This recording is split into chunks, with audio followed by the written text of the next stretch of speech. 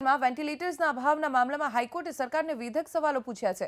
હાઈકોર્ટે કહ્યું છે કે વેન્ટિલેટર્સ અને અન્ય મેડિકલ ફેસિલિટીઝનો અભાવ કેવી રીતે હોઈ શકે।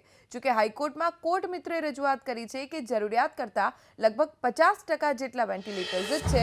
કોર્ટે સિવિલ હોસ્પિટલમાં ઉપલબ્ધ મેડિકલ સુવિધાઓ અને સામે જેટલી જરૂરિયાત છે અને એ પ્રમાણમાં કેટલા ઇક્વિપમેન્ટ્સ ફેસિલિટી ઉપલબ્ધ છે તેનો સરકાર પાસે રિપોર્ટ માંગ્યો છે। વધુ જાણકારી મેળવીશું અમારા સંવાદદાતા તેજસ મહેતા પાસેથી। તેજસ, રાજ્યની સરકારી હોસ્પિટલ્સમાં વેન્ટિલેટર્સના અભાવ મામલે હાઈકોર્ટનું કેવું વલણ? ધ્વની, ગુજરાત હાઈકોર્ટે આખા મામલાનું સ્વયં સંજ્ઞાન લીધું છે અને સુઓ મોટો જાહેર હિતની અરજી ગણી છે।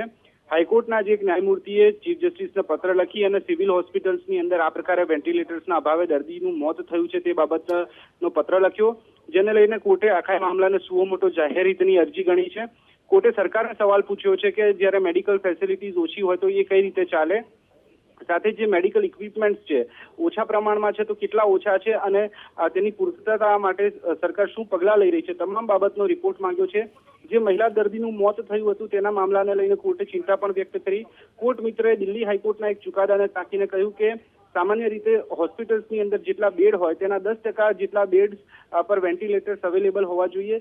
2000 બેડની જ્યારે હોસ્પિટલ છે ત્યારે 200 બેડ ઉપર વેન્ટિલેટર્સ હોવા જોઈએ, તેના પ્રમાણમાં સંખ્યા લગભગ 50% જેટલી છે તે પ્રકારની રજૂઆત થઈ। કોર્ટે મામલાને ગંભીરતાથી લીધો છે, સરકાર પાસે રિપોર્ટ પણ માંગ્યો છે।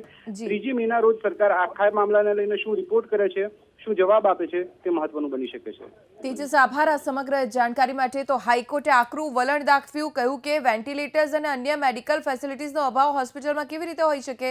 જો કે હાઈકોર્ટમાં કોર્ટ મિત્રએ પણ પોતાની રજૂઆત કરી છે।